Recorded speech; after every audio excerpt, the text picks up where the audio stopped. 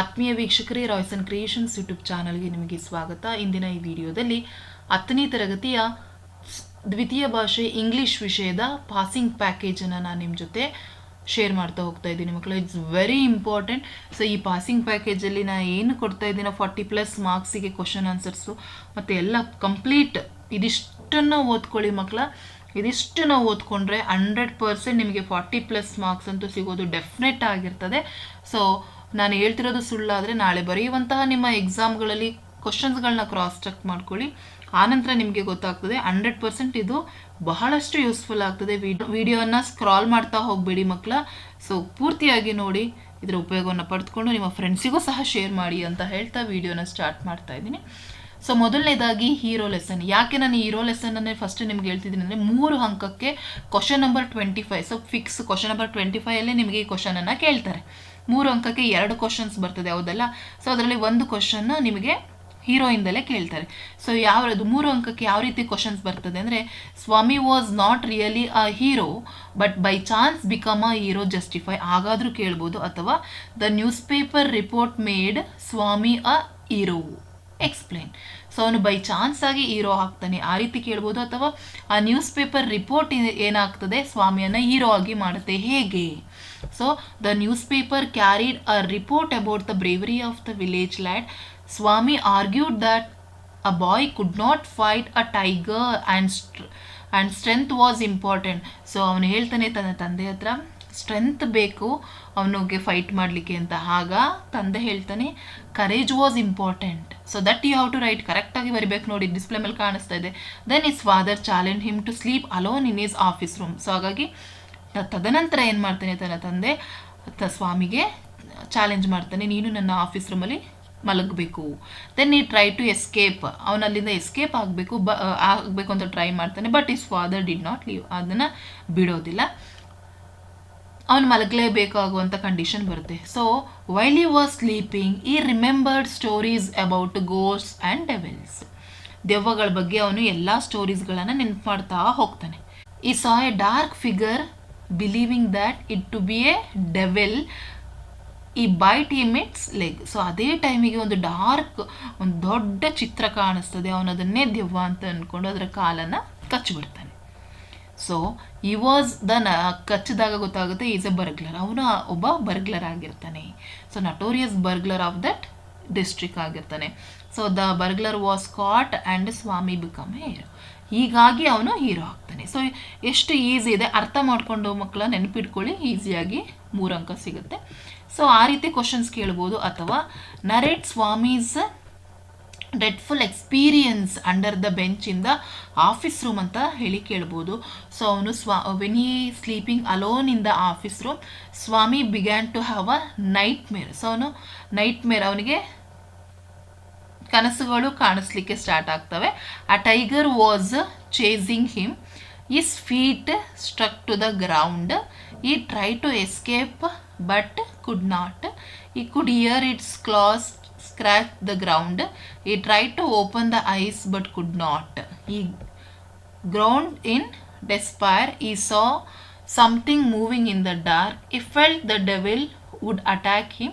At last he crawled from the bench, hugged with all might, and used his teeth like a mortal weapon. Next, what desperate attempts did Swami made to escape from his father? So ಅವನು ತನ್ನ ತಂದೆಯಿಂದ escape ಹಾಕ್ಲಿಕ್ಕೆ ಏನೇನೆಲ್ಲ ಮಾಡ್ತಾನೆ. So ಅದನ್ನು ನೀವು ಬರೀಬೇಕಾಗ್ತದೆ. So ಇಮಿಡಿಯೇಟಾಗಿ ಸ್ವಾಮಿಯ ಜೊತೆ ಅವರ ತಂದೆ ಚಾಲೆಂಜ್ ಮಾಡಿದಾಗ Swami change the topic about the cricket team. He told his father he would sleep from the first of the next month. He slept beside his granny but his father did not leave him.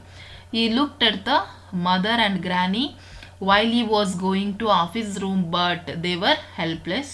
He told that office room was dusty and there might be scorpions. So ಈ ರೀತಿ ಅವನಲ್ಲಿಂದ escape ಆಗಬೇಕು ಅಂತ ತುಂಬ ಅಟೆಂಪ್ಟ್ಸನ್ನು ಮಾಡ್ತಾನೆ. Next, why and how was Swami congratulated in the school. So ಸ್ವಾಮಿಯನ್ನು ಏಕೆ ಮತ್ತು ಹೇಗೆ ಕಂಗ್ರ್ಯಾಚುಲೇಷನನ್ನು ಮಾಡಿದರು, ಯಾಕೆ ಅವನ್ನ ಕಂಗ್ರ್ಯಾಚುಲೇಟ್ ಮಾಡಿದರು? ಬಿಕಾಸ್ ಒಬ್ಬ ನಟೋರಿಯಸ್ ಬರ್ಗ್ಲರನ್ನು ಅವನೇನು ಮಾಡ್ತಾನೆ, ಹಿಡಿದುಕೊಡ್ತಾನೆ. ಸೊ ಅದನ್ನು ನೀವು ಬರೀಬೇಕು. ಎಕ್ಸ್ಪ್ಲೇನ್ ಮಾಡಿ ಬರೀಬೇಕು. ನಿಮಗೆ ಇಲ್ಲಿ ಕಾಣಿಸ್ತಾ ಇದೆ ನೋಡಿ. ಆದ ನಂತರ ಯಾವ ರೀತಿ ಅವನನ್ನು ಕಾಂಗ್ರ್ಯಾಚುಲೇಟ್ ಮಾಡಿದರು.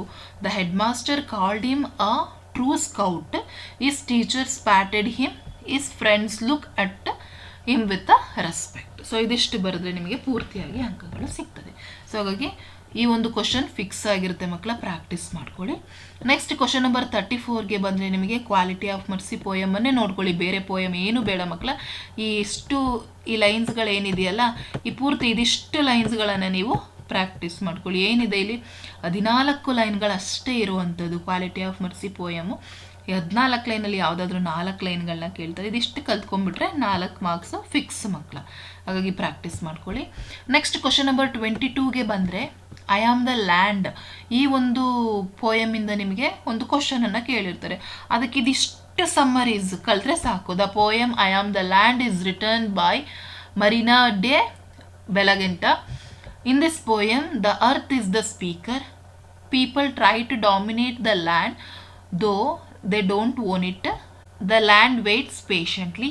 People plant trees, grow fruits and grass. Lands feel it is a tickling.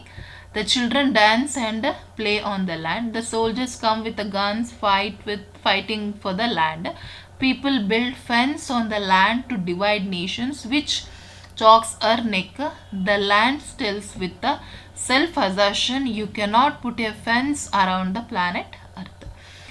So ಇದಿಷ್ಟು ಲೈನ್ಸನ್ನು ನೀವು ಪ್ರಾಕ್ಟೀಸ್ ಮಾಡ್ಕೊಳ್ಳಿ ಮಕ್ಕಳ. ಬಹಳ ಈಸಿ ಇದೆ. ಕ್ವಶನ್ ನಂಬರ್ 22ನಲ್ಲಿ ಕೇಳ್ತಾರೆ. ಅದು ಯಾವುದೇ ಕೇಳಿದ್ರು ಇದಿಷ್ಟು ಆನ್ಸರನ್ನು ಬರೆದ್ರೆ ನಿಮಗೆ ಕಂಪ್ಲೀಟಾಗಿ ಅಲ್ಲಿ 2 ಅಂಕಗಳು ಸಿಗ್ತದೆ. ಹಾಗಾಗಿ ಇದು ಇಂಪಾರ್ಟೆಂಟ್. ನೆಕ್ಸ್ಟ್ ಕ್ವಶನ್ ನೋಡಿ, ಕ್ವಶನ್ ನಂಬರು ಸಹ ಹೇಳೋದ್ರಿಂದ ಅರ್ಥ ಮಾಡ್ಕೊಳ್ಳಿ. ಡೆಫಿನೆಟ್ ಆಗಿ ಕೇಳೋ ಕ್ವಶನ್ಸೇ ಆಗಿರ್ತದೆ. ಕ್ವಶನ್ ನಂಬರ್ 26ಅಲ್ಲಿ ಜಾಸ್ ಪೋಯಮ್ 2ನಲ್ಲಿ 3 ಮಾರ್ಕ್ಸಿಗೆ ನಮಗೊಂದು ಎಸ್ಸೆ ಒಂದು ಕ್ವಶನ್ಸ್ ಇದ್ದೇ ಇರ್ತದೆ.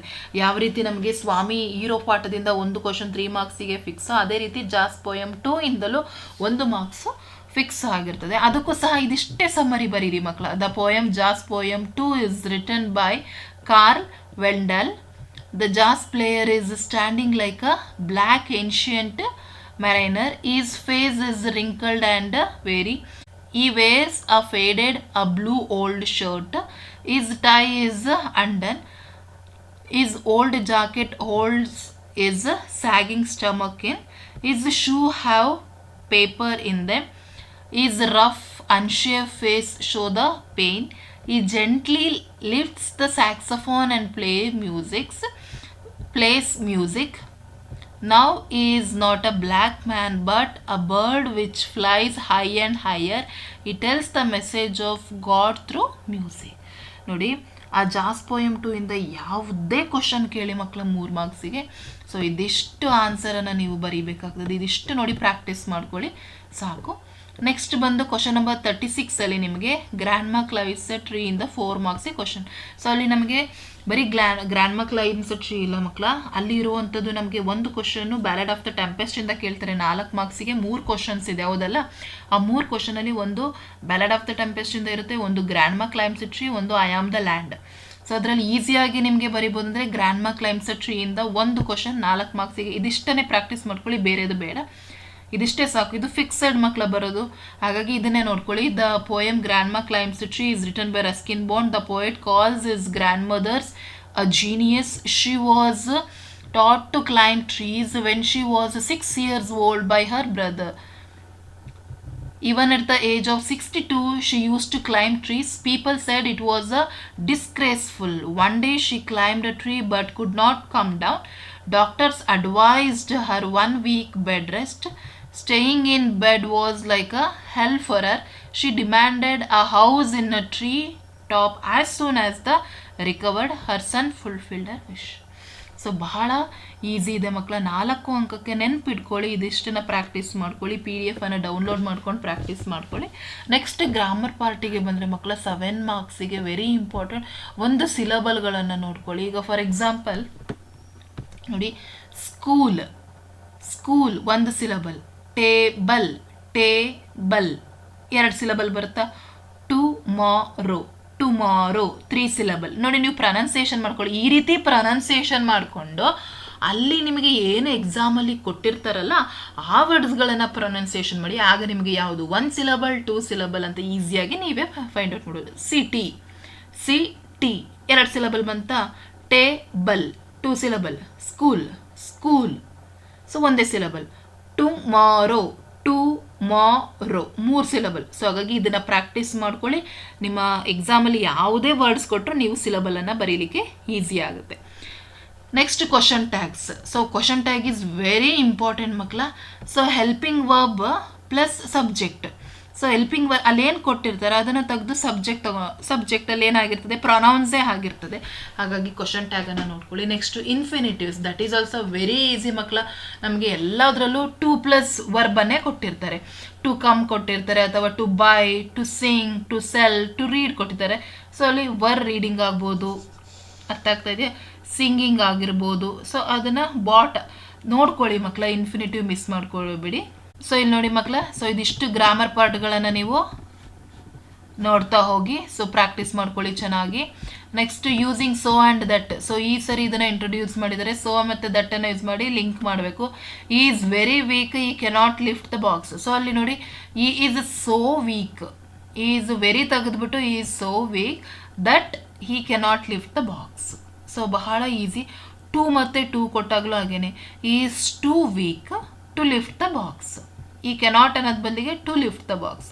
ಸೊ ಹಾಗಾಗಿ ಇದ್ರ ಮೇಲೆ 1 ಅಂಕ ಸಿಗ್ತದೆ. ನೆಕ್ಸ್ಟ್ ಇಫ್ ಕ್ಲಾಸು ಸಹ ಬಹಳ ಈಸಿ ಮಕ್ಕಳ. If I study well I will get good marks. ಅರ್ಥ ಆಗ್ತಾ ಇದೆಯಾ? If I studied well I would get good marks. So ಹಾಗಾಗಿ ನೀವು V1 V2 ನೋಡ್ಕೊಳ್ಳಿ ಮಕ್ಕಳ. If I study well I will get good marks.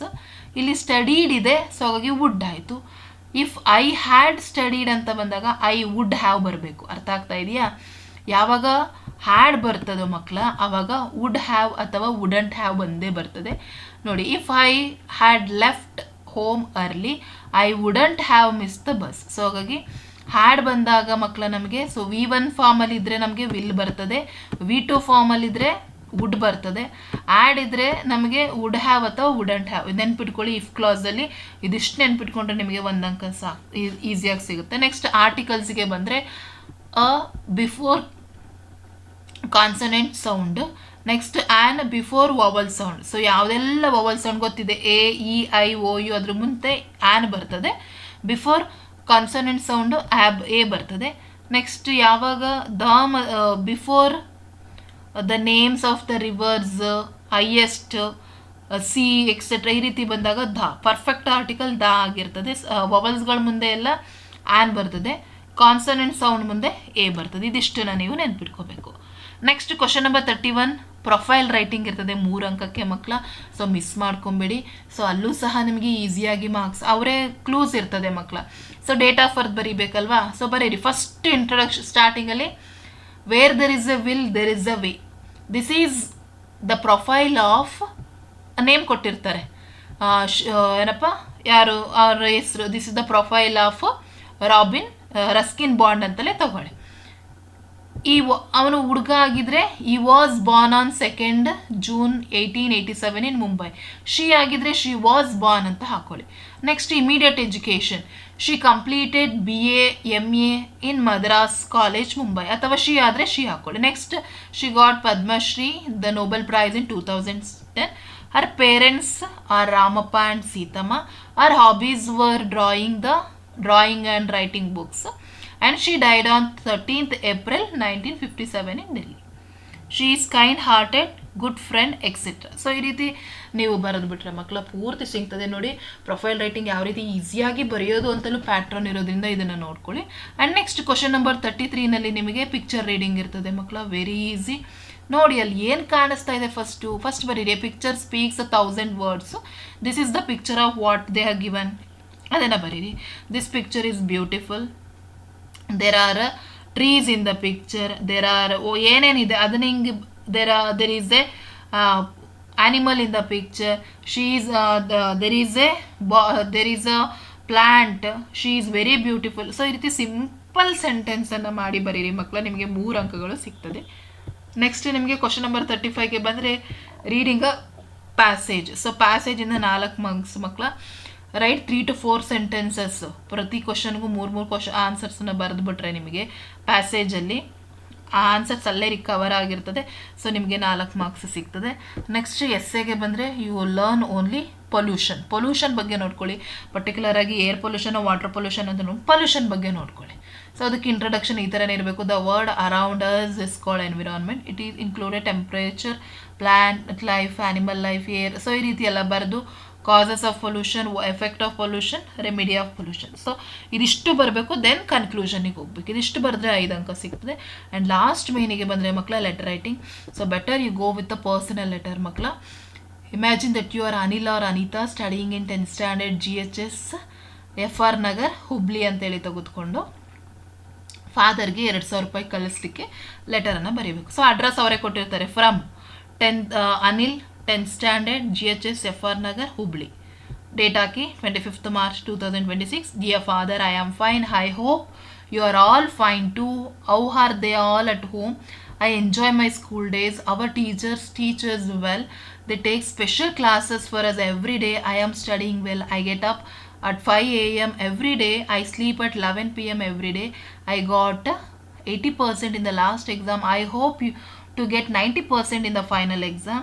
I want to participate in the tour, so I am requesting you to send 2,000 rupees for school tour. Tell me regards to all at home. So ಇಷ್ಟೇ ಸಾಕು ಮಕ್ಕಳ.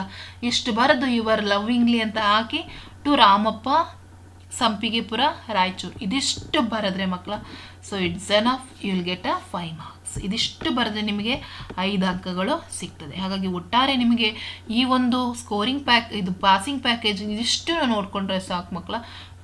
You will get 40+ marks. So ಇದಿಷ್ಟೇ ಸಾಕು, ನಿಮ್ಗೆ ಇನ್ನೇನು ಬೇಡ. 40+ಗೆ ನಿಮಗೆ ಒಳ್ಳೆ ಅಂಕಗಳು ಸಿಗ್ತದೆ ಅಂತ ಹೇಳ್ತಾ ಈ ವಿಡಿಯೋನ ಇಲ್ಲಿಗೆ ಎಂಡ್ ಮಾಡ್ತಾ ಇದ್ದೀನಿ ಮಕ್ಕಳ. So thank you for watching this video.